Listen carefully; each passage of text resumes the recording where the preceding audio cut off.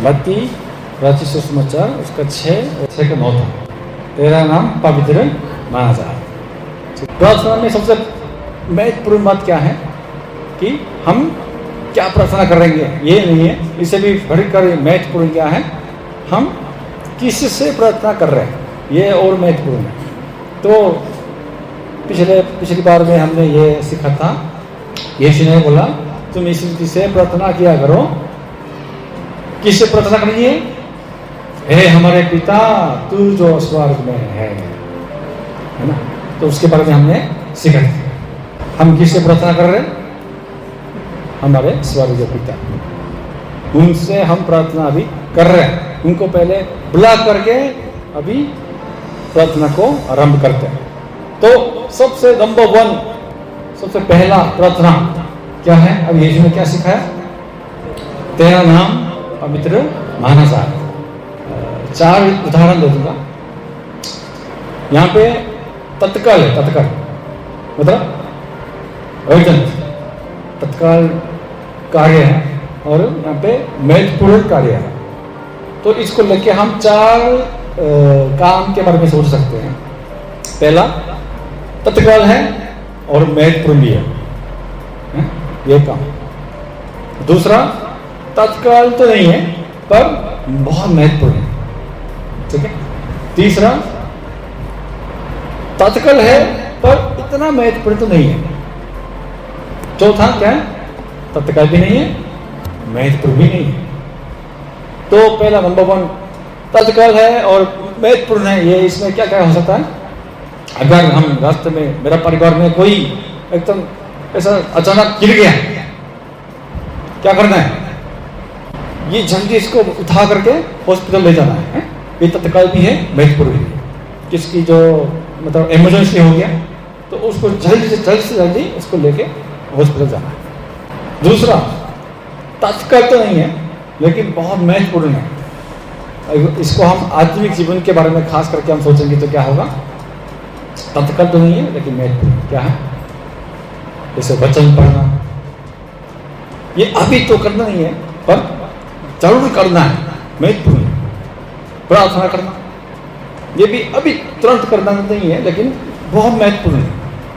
परमेश्वर के साथ टाइम बिताना, संगति करना, ये भी अभी मतलब आवश्यक काम नहीं है पर ये बहुत जरूरी है, ये महत्वपूर्ण काम है। ये तत्काल तो नहीं है पर महत्वपूर्ण। तीसरा तत्काल है लेकिन महत्वपूर्ण नहीं है। जैसे मेरा मोबाइल टूट गया, ये इतना महत्वपूर्ण काम नहीं है लेकिन इसको अभी तुरंत करता है ताकि तो मैं किसी से बात कर सकूं। हमारे घर में टीवी टूट गया तो इसको भी रिपेयरिंग करना, जल्दी करना है लेकिन महत्वपूर्ण नहीं है, नहीं करना, ना करना भी ठीक है। लास्ट में क्या है? तत्काल भी नहीं है और महत्वपूर्ण भी नहीं है। क्या है? मोबाइल देखना, तत्काल नहीं है, महत्वपूर्ण भी नहीं है। यूट्यूब देखना, गेम खेलना, वीडियो बनाना, ये बिल्कुल भी तत्काल नहीं है, महत्वपूर्ण भी नहीं है। इन चारों में से सबसे ज्यादा आप किस कामों में टाइम खर्च कर रहे हैं? मोबाइल, फोन करना, जो तत्काल भी नहीं है, महत्वपूर्ण भी नहीं। उसके लिए 24 घंटों में से 20 घंटे हम तत्काल भी नहीं है, महत्वपूर्ण भी नहीं है, इसमें हम मतलब टाइम को बर्बादी कर रहे हैं। जो तत्काल है वो तो हम कैसे ना कैसे करके कर लेते हैं, है ना। देखिए 2 मिनट हम तत्काल नहीं है, जो महत्वपूर्ण भी नहीं है, उस कामों में इतना टाइम देते हैं, और जो तत्काल है उसके लिए तो हमें करना पड़ता है ना? तो क्या बचता है? एक बचेगा। क्या बचेगा? तो तत्काल नहीं है लेकिन महत्वपूर्ण है, ये बचेगा। क्यों? क्योंकि ये महत्वपूर्ण तो है पर तत्काल नहीं है, अर्जेंट नहीं है, इसलिए हम इसको बाद में ऐसा करके हम स्किप करेंगे। बाद में करने का टाइम नहीं मिलता। टाइम मिलेगा तो क्या करेंगे हम? जो तत्काल नहीं है, महत्वपूर्ण नहीं है, उसमें हम लगे रहेंगे। मोबाइल खेलें। सबसे ज्यादा ध्यान हमें कहां पे देना है? जो तत्काल नहीं है और महत्वपूर्ण है उसमें ध्यान। अगर हम इसको जानबूझ के ध्यान नहीं देंगे तो ये बाद में होकर बिल्कुल करने का मौका भी नहीं मिलेगा। और जानते हैं वो हम तुम कर लेंगे यहाँ पे। अभी जो किसी कोई गिर गया तो इसको उठा के हम हॉस्पिटल में चलेंगे, भागेंगे। खाना बनाना है, महत्वपूर्ण नहीं है लेकिन खाना बनाना तो करना है ताकि हम खाना खा के, तो ये करेंगे। और बाकी टाइम सब हम इसमें इन्वेस्ट करते हैं, खर्च करते हैं। तो जो तत्काल नहीं है लेकिन महत्वपूर्ण है उसमें हम बिल्कुल भी टाइम नहीं दे पाते हैं। ये क्या है? परमेश्वर के साथ टाइम बिताना, परमेश्वर का मनन करना, परमेश्वर का वचन पढ़ना, परमेश्वर से प्रार्थना करना, ये बहुत महत्वपूर्ण काम है लेकिन तत्काल नहीं है। इसलिए हम बाद में कर सकता हूँ ऐसा करके 10 साल 20 साल 30 साल 40 साल जिंदगी खत्म हो जाए। तो हमें जानबूझ के इसमें ध्यान देना है जो तत्काल नहीं है लेकिन महत्वपूर्ण है। ठीक है? प्रभु की प्रार्थना में भी जैसे यीशु ने भी हमें तुम इस रीति से प्रार्थना किया करो करके पहले ये सिखाया था। तुम किससे प्रार्थना करना है? पिता से। इसका पिता हमारा पिता कहाँ है? स्वर्ग। ऐसा सिखाया था। ठीक है? अभी कनेक्टेड हो गया। तो उनसे पहले क्या मांगना है? अगर ये नहीं सिखाएगा, ये जो हमें ये नहीं सिखाया होगा तो हम चलो अभी सब मिल के हम प्रार्थना करेंगे, प्रार्थना शुरू करेंगे। तो शुरू करते ही हमारे मुंह से क्या निकलेगा? हमारी दिन भर की रोटी आज मुझे जरूरत है, ये पूरा पढ़ दे, मुझे ये चाहिए। हम ये मांगना शुरू करेंगे। यीशु ने इसको बाद में इसको पोस्टपोन कर दिया। मैं उससे भी बढ़कर मैं एक पूर्ण काम उसको पहले मांगो। क्या है? तेरा नाम पवित्र माना जाए। क्योंकि यीशु मसीह जानता है हमारे लिए सबसे महत्वपूर्ण क्या है। वो जिसने हमें बनाया उनको मालूम है हमें क्या चाहिए, सबसे आवश्यक काम क्या है, महत्वपूर्ण काम क्या है। परमेश्वर के बारे में जानना, परमेश्वर को जानना, परमेश्वर को सीखना, परमेश्वर से टाइम बिताना, उनसे बातचीत करना, उनसे संगति करना, ये सबसे महत्वपूर्ण काम है। इसलिए जब तुम प्रार्थना करते हो सबसे पहले तुम्हें यह मांगना है ताकि तुम्हें आशीष मिले, ताकि तुम्हें अनुग्रह मिले, ताकि तुम्हें विश्राम मिले। ये सृष्टिकर्ता हमारा स्वामी परमेश्वर जानता है, यीशु के थ्रू हमें सिखाया। सबसे पहले क्या मांगना? परमेश्वर का पवित्रता, परमेश्वर के नाम पवित्र किया जाए। ये सबसे पहला हमारा प्रार्थना होना। पवित्रता का मतलब क्या है? पवित्र अल्लाह का नाम।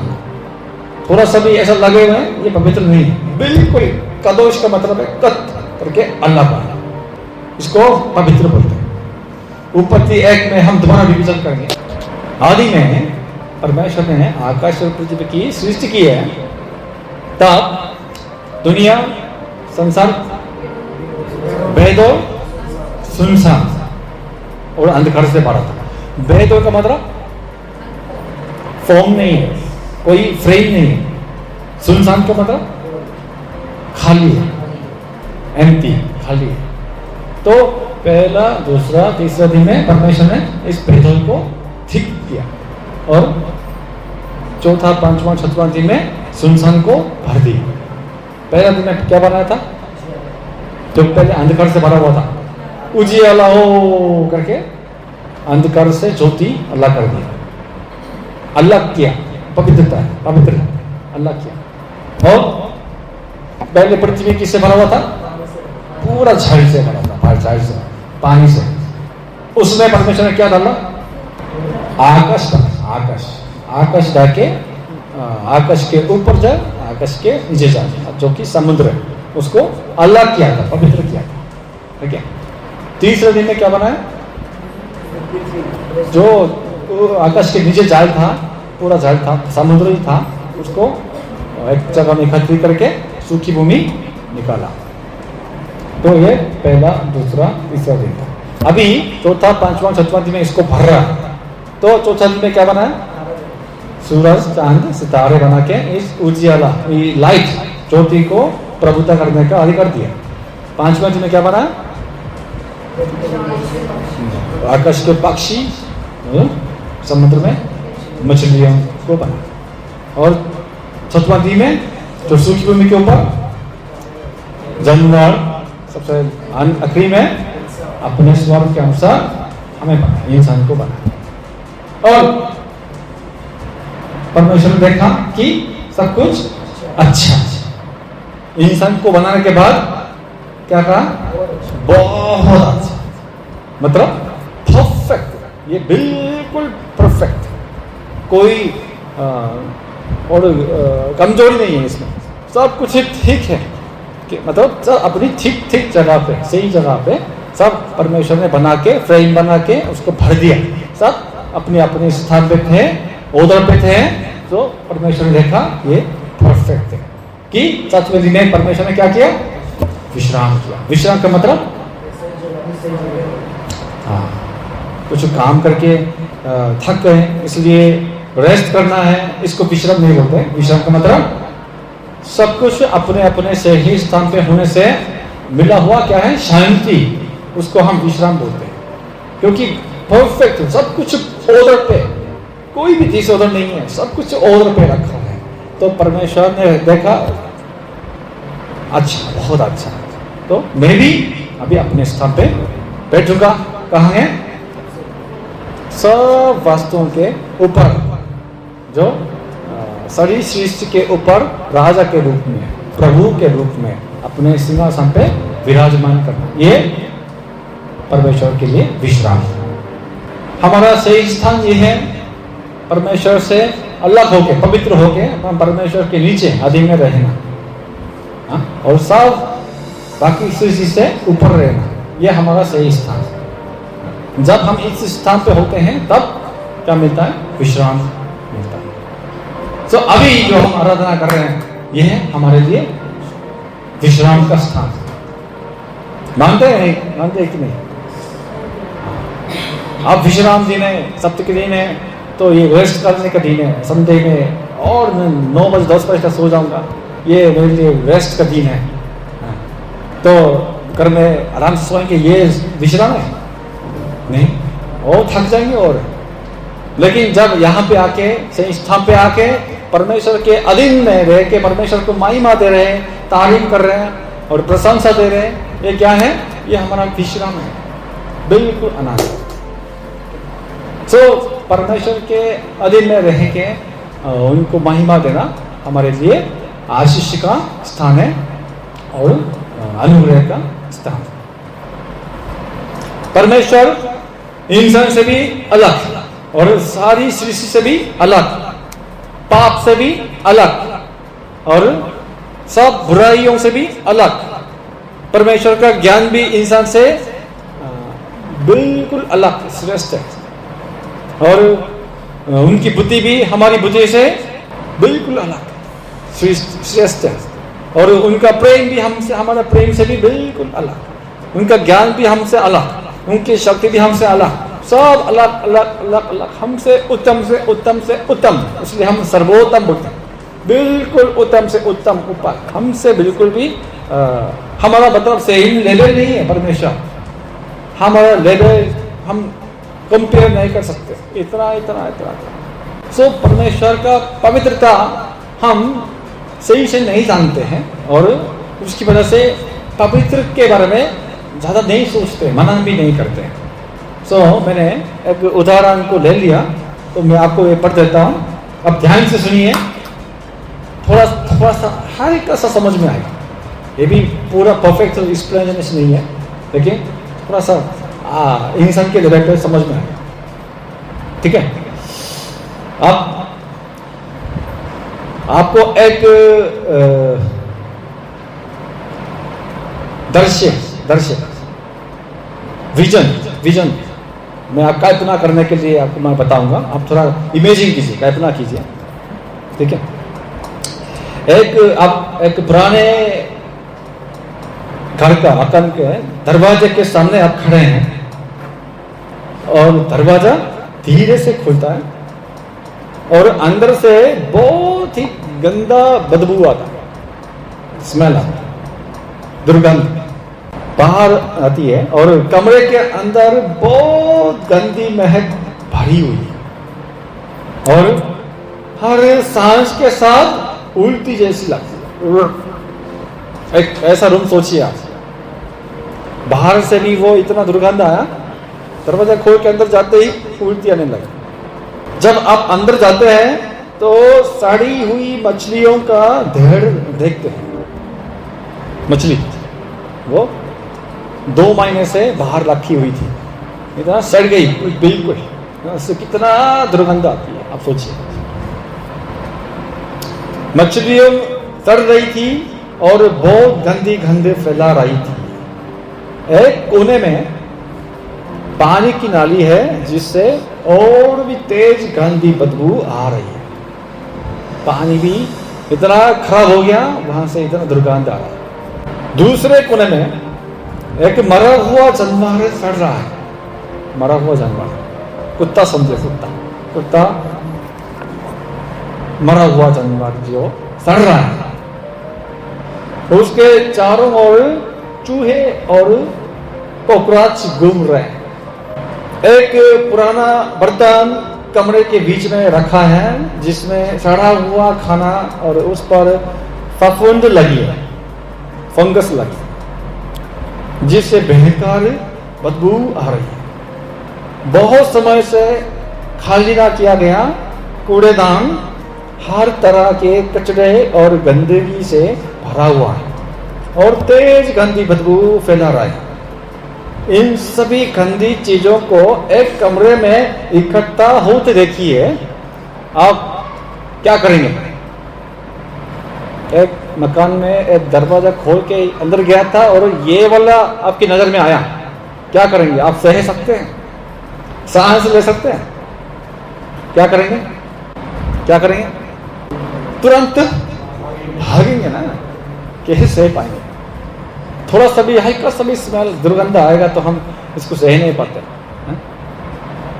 लेकिन ऐसा रूम आप सोचिए, ये हमें ये दर्शाता है कि इंसान का पाप, जो पाप से भरा हुआ ये दुनिया परमेश्वर की नजर में ऐसी है, ठीक है। जो पवित्र परमेश्वर है उनके लिए थोड़ा सा भी ऐसा पाप, उससे संबंधित चीजों को देखते ही परमेश्वर को उल्टी आती है, सहना मुश्किल है ये, और असंभव है परमेश्वर के लिए। अति पवित्र परमेश्वर, परम पवित्र परमेश्वर के लिए अगर परमेश्वर इस संसार को देखते हैं जो पाप से भरा है, परमेश्वर के लिए इतना गंदा गंदा गंदा दुर्गंध सब मरा हुआ जानवर से वो बदबू आ रही है, वैसे ही परमेश्वर के लिए बिल्कुल भी अच्छा नहीं लगा। तो ये गंदगी का उल्टा हम पवित्रता बोलते हैं। पवित्रता गंदगी से बिल्कुल, गंदा से बिल्कुल उल्टा शब्द है पवित्र, ठीक है। जब परमेश्वर इस दुनिया को देखते हैं तो वो हमसे तो प्यार तो करते हैं, लेकिन जब तक ये पवित्रता का मुद्दा हल नहीं होता वो हमारे पास नहीं आ सकते। क्या करना है? तो पहले परमेश्वर हमारे साथ रहने के लिए क्या करना, ठीक है, वो मकान के अंदर दोबारा जाएंगे आप। अगर मैं इस मकान में रहने के लिए मैं सोचूंगा तो क्या करना होगा? साफ करना है, सफाई करना है ना। लेकिन साफ करने से वो बदबू खत्म हो जाएगी? बिल्कुल, ये अभी सब लगी हुई है अभी सारे दीवार पे, कितनी भी कोशिश करके इसको सफाई करेंगे ये नहीं चल जाएगा, रहेगा ये। क्या करना है? पूरा इस मकान को तोड़ना है, पूरा तोड़ना है, तोड़ के दोबारा से मिट्टी बना के दोबारा से नए सिरे से इसको सब कुछ बिल्डअप करना है। परमेश्वर के लिए हमारे ये गंदगी को देख के, इस संसार की गंदगी पाप को देख के इसमें रहना मुश्किल है, मुश्किल नहीं, असंभव है, पॉसिबल नहीं है। कितने भी हम सफाई करेंगे ना फिर भी गंदा है। क्या करना है? उसको मारना, खत्म करना, दोबारा बनाना है, खत्म करके जलाना है दोबारा। तो यह काम यीशु मसीह ने हमारे लिए किया था। ठीक है, इसलिए बाइबल हमारे लिए एक गाइड जैसा है, गाइड, परमेश्वर से मिलाने के लिए ये एक रास्ता है और गाइड है। तो बाइबल बार बार हमसे क्या मांग रहा है? उत्पत्ति से लेकर प्रकाश तक पूरा हमें ये बताता है पवित्रता। अगर हमारे पास पवित्रता नहीं होगा तो हम परमेश्वर से मिल नहीं सकते। ये बहुत बहुत महत्वपूर्ण है। इसलिए परमेश्वर के सामने, परमेश्वर के पास जाने के लिए पहला भी हमें क्या चाहिए? पवित्रता चाहिए। दूसरा भी पवित्रता चाहिए, तीसरा भी पवित्रता चाहिए। होलीनेस, होलीनेस, होलीनेस हमारे जीवन में ये चाहिए। यशायाह 6 हम पढ़ेंगे। यशायाह 6 में यशायाह भविष्यद्वक्ता जो था उसने स्वर्ग में जाके परमेश्वर को देखा है। यशायाह 6 का 1 से पढ़ेंगे। इस वर्ष उज्जियाह राजा मरा, मैंने प्रभु को बहुत ही ऊंचे सिंहासन पर विराजमान देखा और उसके वस्त्र के घेर से मंदिर भर गया। मैंने मतलब यशायाह भविष्यद्वक्ता ने ये देखा, ऊपर जाके परमेश्वर के सिंहासन को देखा है जी। उससे ऊंचे पर साराप दिखाई दिए, उनके 6 पंख थे। 2 पंखों से वे अपने मुंह को ढांपे थे और 2 से अपने पांवों को, और 2 से उड़ रहे थे। यहाँ पे साराप एक स्वर्गदूत है, स्वर्गदूत का एक टीम है जो परमेश्वर के सिंहासन के सामने खड़े होकर उनकी सेवा कर रहे हैं। ये एक स्वर्गदूत है। हाँ, टीम में वे एक दूसरे से पुकार पुकार कर कह रहे थे, सेनाओं का यहोवा पवित्र पवित्र पवित्र है, सारी पृथ्वी उसके तेज से भरपूर है। ये अभी दिन भर क्या कह रहे थे स्वर्गदूत? हाँ, सेना का यहोवा पवित्र पवित्र पवित्र पवित्र पवित्र, हमेशा यही कहते रहेंगे। हम भी जब स्वर्ग जाएंगे ना, हम परमेश्वर को ये बताएंगे, पवित्र पवित्र पवित्र पवित्र पवित्र। 4 में और पुकारने वाले के शब्द से देवदियों की नींवें डोल थी और भवन धुएं से भर गया। हाँ, यशायाह ने परमेश्वर की महिमा को देखा है। और 5, तब मैंने कहा, हाय हाय, मैं नष्ट हुआ, क्योंकि मैं अशुद्ध होठ वाला मनुष्य हूँ और अशुद्ध होठ वाले मनुष्यों के बीच में रहता हूँ, क्योंकि मैंने सेनाओं के यहोवा महाराजाधिराज को अपनी आंखों से देखा है। हाँ, और परमेश्वर को देखते ही यशायाह के मुंह से क्या निकला? मैं हाय हाय, मैं नष्ट हो गया हूँ। ये जानता था, मैं पापी हूँ, मैं पवित्र परमेश्वर के सामने मैं खड़ा नहीं हो सकता। मैंने लेकिन देखा है, मैं अभी नष्ट हो जाऊँ, मैं खत्म हो जाऊँ। यही हमारा सही अंगीकार है। अगर हम सही से परमेश्वर को मिलेंगे, देखेंगे, तो हमारे मुंह से ऑटोमेटिक ये आता है, हाय हाय, मैं नष्ट हूँ। तब क्या हुआ? एक सराप हाथ में अंगारा लिए हुए, जिसे उसने चिमटे से वेदी पर से उठा लिया था, मेरे पास उड़कर आया। सच भी उसने उससे मेरे मुंह को छूकर कहा, देख, इसने तेरे होठों को छू लिया है, इसलिए तेरा धर्म दूर हो गया और तेरे पाप क्षमा हो गए। हाँ, ये मैं नष्ट हो गया हूँ, ऐसा रो रहा था। तब ये सराप ने आके, मतलब परमेश्वर के मंदिर के जो वेल है ना, उससे ये आग का जो ऑयल लेकर आया और उससे यशायाह के मुंह को छू लिया। पवित्र परमेश्वर के चीज से अगर इंसान के जो मुंह छुआ जाए तो शुद्ध हो जाएगा, शुद्ध हो जाएगा। तो ऐसा करके अभी पवित्र बन गया यशायाह भी। इसका मतलब परमेश्वर ने यशायाह को तोड़ दिया और नया यशायाह को बना दिया। नया यशायाह आके अभी 8 में क्या बोला? तब मैंने प्रभु का यह वचन सुना, मैं किसको भेजूं और हमारी ओर से कौन जाएगा? तब मैंने कहा, मैं यहाँ हूँ, मुझे भेज। हाँ, ये पवित्र होने के बाद परमेश्वर से मिला और परमेश्वर की आवाज सुनी। क्या आवाज सुनी? किसे भेजूं? हाँ, मैं किसको भेजूं और हमारी ओर से कौन जाएगा? हाँ, ये परमेश्वर से मिशन भी ले लिया पवित्र होने के बाद। हाँ? फिर यशायाह ने बोला, मैं यहाँ हूँ, मुझे भेज। मैं यहाँ हूँ, मुझे भेज। तो ये मिशन भी, हमारा जो सेवा भी किसको मिलता है? पहले पवित्र किए जाए, पवित्र किए गए लोग, इनको मिलता है। जो अभी पवित्र नहीं किए गए हैं, पापों की क्षमा नहीं मिली है, उनके लिए अभी मिशन भी नहीं है, सेवा भी नहीं हो सकता। ठीक है, आप सिर्फ काम तो कर सकते हैं दिखाने के लिए, लेकिन अंदर से ये सच में परमेश्वर से आत्मिक मिलन नहीं है। तो ये प्रोसेस है। ठीक है, पवित्रता इतना महत्वपूर्ण, पवित्रता, होलीनेस, लेकिन हम पवित्रता को बहुत हल्के में लेते हैं, हल्के में सोचते हैं। परमेश्वर अति पवित्र है, इसलिए उनसे मिलने के लिए पहला भी पवित्रता, दूसरा भी पवित्रता, तीसरा भी पवित्रता चाहिए। और जब हम भी यशायाह की तरह स्वर्ग में पहुंचेंगे तो वहां हम क्या करेंगे? प्रकाशित वाक्य 4 का अर्थ देखिए। चारों प्राणियों के 6 पंख हैं और चारों ओर और भीतर आंखें ही आंखें हैं, और वे रात दिन बिना विश्राम लिए ये कहते रहते हैं, पवित्र पवित्र पवित्र प्रभु परमेश्वर सर्वशक्तिमान, जो था, जो है, जो आने वाला है। हाँ, यह भी देखिए सिंहासन के सामने अभी भी यहाँ पे ध्यान दीजिए, बिना विश्राम लिए हुए, विश्राम नहीं है, विश्राम नहीं करते हुए क्या करते हैं? पवित्र पवित्र पवित्र पवित्र पवित्र, ये कहते रहते हैं। ये हमारा काम होगा जब हम स्वर्ग जाएंगे। हम बिना विश्राम लिए हुए परमेश्वर के सामने खड़े होके पवित्र पवित्र पवित्र पवित्र पवित्र।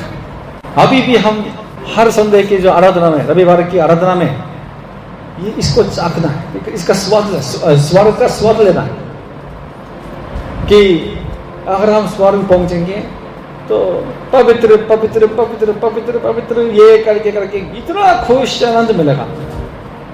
लेकिन आराधना के बीच में भी, प्रार्थना के बीच में भी, वचन सुनने के बीच में भी ये का खत्म हो जाएगा, आज मजा नहीं आता, आज कौन से क्या है, खाली इसके बारे में सोचेंगे तो आपके लिए स्वर्ग नरक जैसा बन जाएगा। क्योंकि आपको पवित्र पवित्र पवित्र पवित्र ये स्तुति करते रहना है स्वर्ग में जाके। वहां पे अच्छा खाना नहीं है, लेकिन ये करने से हमारा पेट पूरा भर जाएगा, बिल्कुल खुश आनंद से भर जाएंगे। तो ये वाला स्वाद, ये अभी स्वर्ग जाने के लिए तैयारी है, हम जाने के लिए तैयारी कर रहे हैं।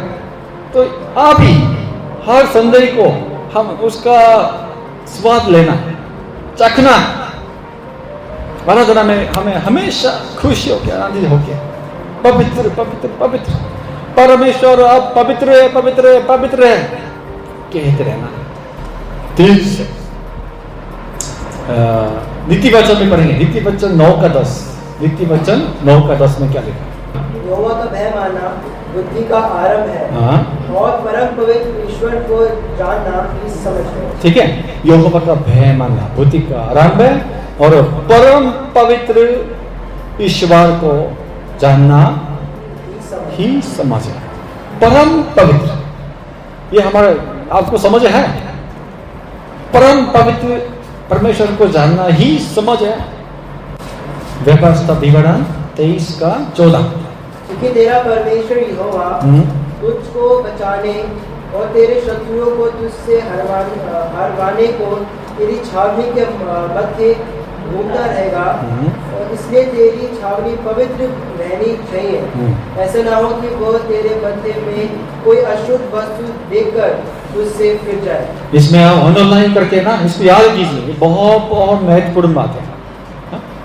छावनी में जो इसराइल जो कैंप बना के जाते थे ना जंगल में, तो उसमें परमेश्वर उनके मध्य में था, घूमता फिरता, उनको सामर्थ्य दिया था, उनको शांति दिया था, आशीष दिया था। इसलिए अगर आप ऐसा आशीष आपके जीवन से हमेशा रखना चाहते हो, उसको हमेशा आपके पास रखना चाहते हो, तो एक शर्त है, एक शर्त, एक कंडीशन है। क्या है? पवित्र रखना। छावनी में कोई भी अशुद्ध चीज मत रखना, पवित्र रखना है। ऐसा ना हो कि वो तुम्हारे माध्यम में आके कोई अशुद्ध वस्तु देखकर तुझसे चले जाएगा। ठीक है? हमारे जीवन में हम सब मांगते हैं, चाहते हैं परमेश्वर की सामर्थ्य मेरे जीवन में हो, मेरे अंदर परमेश्वर की सामर्थ्य रहे। लेकिन हम क्या सामर्थ्य अभी परमेश्वर का सामर्थ्य ले रहे या नहीं? इसलिए नहीं ले पा रहे हैं क्योंकि पवित्र आत्मा हमसे चले गए। हमारे अंदर में ये पाप देखा गया, हमारे अंदर अशुद्ध वस्तु देखा गया, हमारे मन में, थॉट में जो भी संसारी जो पवित्र नहीं है, ऐसा उस चीजों से भरे हुए हैं, तो पवित्र आत्मा यहाँ पे सह नहीं सकता, चले जाएगा। इसलिए हमारे जीवन में परमेश्वर का सामर्थ्य नहीं रहा। चाहते हैं, मुझे आशा है हम सब आज से परमेश्वर की सामर्थ्य से भर जाए। तो ये इसका एक कंडीशन है, पवित्र रखना, अपने आप को पवित्र रखना, पाप को हटाना, पाप को साफ करना, धुलाना, और बिल्कुल संसारी चीजों से मोबाइल कम देखना। इसमें आज बहुत प्रैक्टिकल बात नहीं कर रहा हूं। मोबाइल से हमको बिल्कुल संसारी थॉट से भर जाता है। ये मोबाइल से ज्यादा टाइम बिताएंगे, पवित्र आत्मा हमसे चला जाएगा। आप देखिए, अपने आप को ऑब्जर्व करिए, मोबाइल में, संसारी चीजों में, संसारी बातों में ज्यादा टाइम बिताते हैं, पवित्र आत्मा हमसे मतलब रहना चाहता भी है और नहीं रह सकता। पवित्र है वो, कोई भी अशुद्ध वस्तुओं के साथ वो इतना नजदीक भी नहीं रह सकता, पवित्र आत्मा चला जाएगा। इसलिए पवित्र रखना। पहला पत्रस 1:15 से 16। जैसा तुम्हारा बुलाने वाला पवित्र है, वैसे ही तुम भी अपने सारे चाल-चलन में पवित्र बनो, क्योंकि लिखा है पवित्र बनो, क्योंकि मैं पवित्र हूं, मैं तुम्हारा पिता, मैं पवित्र हूं।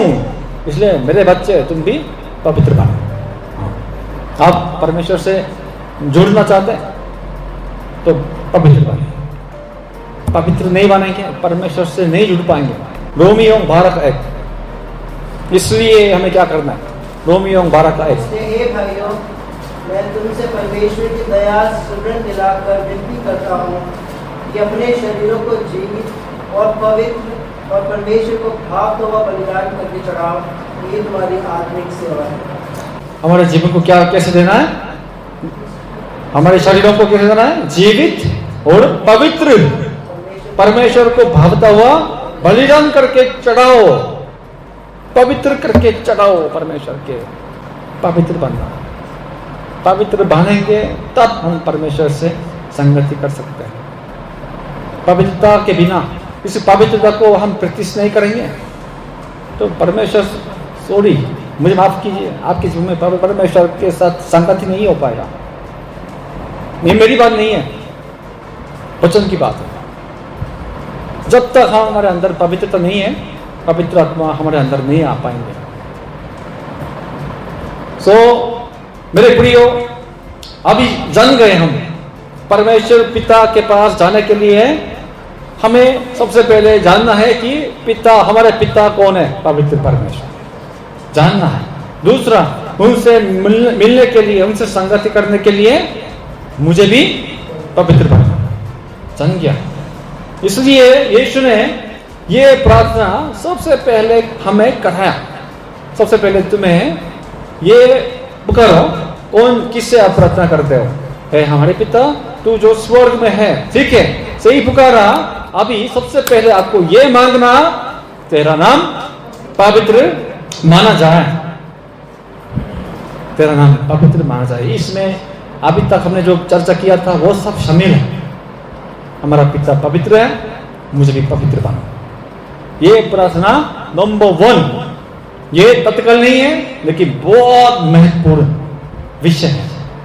तो हमारे हर दिन की प्रार्थना में सबसे पहले आज हमारे दिन भर की रोटी, आज हमें ये करने से भी पहले सबसे पहले अभी परमेश्वर तेरा नाम पवित्र माना जाए, और जैसे मेरा पिता पवित्र है वैसे मुझे भी पवित्र बना है, मैं भी पवित्र बना, होली होली होली। ऐसा करने के लिए अभी से, आज से आप प्रभु की प्रार्थना शुरू कीजिए, आप मनन कीजिए परमेश्वर कितना पवित्र है, कितना पवित्र है, परम पवित्र परमेश्वर अभी इतना गंदा पाप से भरा हुआ संसार में मुझे बचाने के लिए कुछ सह लिया और आया, मेरे लिए मारा और मुझको जिलाया, नया बनाया और हमसे संगति करने के लिए मौका दिया।